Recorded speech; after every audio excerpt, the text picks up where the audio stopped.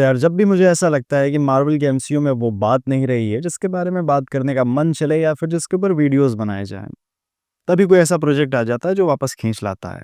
Daredevil born again ने भी ठीक वही काम किया है। इसके 5th और 6th एपिसोड आ गए हैं और 5वां एपिसोड एक फिलर की तरह है जो कि लार्जर पिक्चर में एमसीयू से कनेक्ट करता है और एक सांस लेने का टाइम देता है आपको किंगपिन की पॉलिटिक्स और डेयरडेविल की प्रॉब्लम्स के बीच में। और एपिसोड 6 शो को वापस से ट्रैक से कनेक्ट करता है, जहां हमें इस सवाल का जवाब भी मिलता है कि क्या मास्क पहनने से अपने अंदर की आइडेंटिटी को कॉन्फिडेंस मिलता है या फिर मास्क पहनना अपने अंदर के जानवर को निकलने देने का एक्सक्यूज भर है। मैट मर्डॉक के हिसाब से ये दोनों ही रीजन सही हैं, जो कि उसकी म्यूज के साथ फाइट में लास्ट में दिखता भी है। और मास्क सिर्फ कपड़ों के ही नहीं होते हैं, ये पर्सनैलिटीज के भी होते हैं, जैसे कि विल्सन फिस्क ने एक पॉलिटिशियन का मास्क पहना हुआ है एपिसोड 6 के लास्ट में, जिससे वो बाहर आता वो भी दिखता है। और यही सिंबलिज्म कि हर किसी के मास्क पहनने का रीजन और तरीका अलग अलग है, इसी थीम को ये शो काफी अच्छे तरीके से दिखा रहा है और यही रीजन है कि इस शो को देखने में मजा आ रहा है और इस पर बात करने का मन हो रहा है। अब एपिसोड 5 में जब सभी लोग सेंट पैट्रिक्स डे सेलिब्रेट कर रहे हैं तो एक बैंक खुली हुई है जहां मैट मर्डॉक अपनी फर्म के लोन के लिए आया है और सामने है assistant bank manager Yusuf,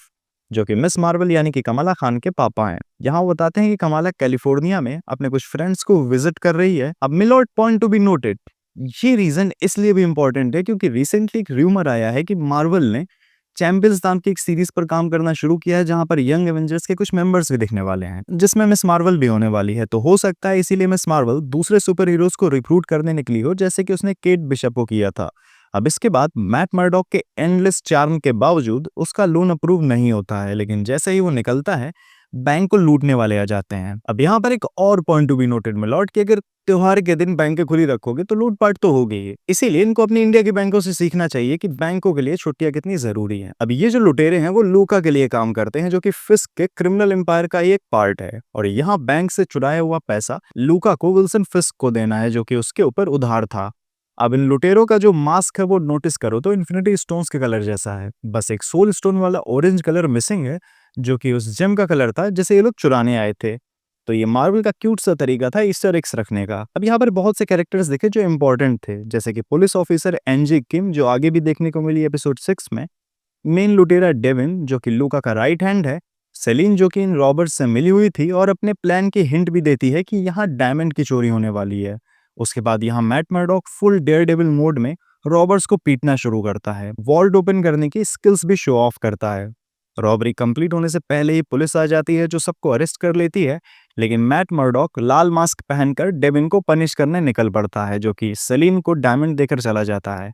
but actually में वो बस एक टॉफी थी, रियल स्टोन बैंक में ही सेफ था। इसके बाद एपिसोड 6 शो के ओरिजिनल प्लॉट को वापस लाता है और बीबी रिपोर्ट में स्वॉर्ड्समैन का जिक्र होता है, जो कि रेफरेंस था इनका, जिनको हम लोग हॉकाई शो में केट बिशप की मम्मी के पार्टनर की तरह देख चुके हैं। ये भी तलवार लेकर विजिलेंटे बन चुके हैं, लेकिन ये एपिसोड फोकस करता है म्यूज के बेरहम कारनामों पर, जहां उसके विक्टिम्स की बॉडीज मिलना शुरू हो गई हैं। सबको पता चल रहा है कि जो म्यूरल्स वो पूरे शहर की दीवारों पर बना रहा है वो लोगों के खून से बनी है। और किंग पिन की एक आर्ट को साफ करते टाइम जॉन सेंटिनी नाम के एक सफाई वाले ने ये चीज डिस्कवर की। इन सेंटिनी अंकल को बैंक में भी रॉबरी के टाइम देखा था हम लोगों ने एपिसोड 5 में। अब इस खुलासे के बाद पता चला कि म्यूज नाम के सीरियल किलर ने अब तक लगभग 60 लोगों को अपना शिकार बनाया है। अब यहाँ पर एपिसोड 5 और भी ज्यादा इंपॉर्टेंट हो जाता है, क्योंकि डेयरडेविल को रियलाइज हो चुका है कि डेयरडेविल के भय के बिना सिटी में शांति आना इम्पॉसिबल हो गया है और उसे अब अपना सूट पहनना ही होगा, जिसके लिए लास्ट मोटिवेशन थी एंजेला डेल टोरो, जो कि हेक्टर आयला की डेथ को खुद ही इन्वेस्टिगेट करने निकल पड़ी है। और उसको बचाने के लिए मैट मर्डॉक अपने डेयरडेविल सूट में वापस आ जाता है। अब यहाँ पर विल्सन फिस्क को एक नया ज्ञान मिलता है कि तुम चाहे कितने भी इंटिमिडेटिंग क्यों ना हो, लेकिन असलियत में ये दुनिया अमीर और एलिट से ही चला रहे हैं, जिनको चेंज लाने के लिए विल्सन फिस्क की तरह अपने हाथ गंदे नहीं करने पड़ते हैं। सिर्फ एक फोन कॉल ही किसी की भी पॉलिटिक्स को खत्म कर सकता है। और यहाँ के अपने ह्यूमिलिएशन का गुस्सा वो निकालता है एक एंटी विजिलेंटे टास्क फोर्स बनाकर, जहां सारे कुख्यात पुलिस वाले असेंबल किए उसने और उनको खुली छूट मिल गई है मास्क्ड विजिलेंटे गिरी को खत्म करने की। इसके बाद वो गुस्सा निकालने पहुंचता है एडम यानी अपनी वाइफ के लवर के पास, जिसको पीट पीट के भूत बना देता है। उधर एंजेला को बचाने के लिए डेयरडेविल म्यूज से लड़ रहा है। अभी दोनों फाइट साथ में चल रही हैं और काफी अच्छी सिनेमेटोग्राफी के जरिए दिखाने की कोशिश की गई है कि फाइट के लास्ट में दोनों किंगपिन और डेयरडेविल दोनों अपने असली रूप में आ गए हैं। उनको खुद से भी प्रिटेंड नहीं करना पड़ रहा है।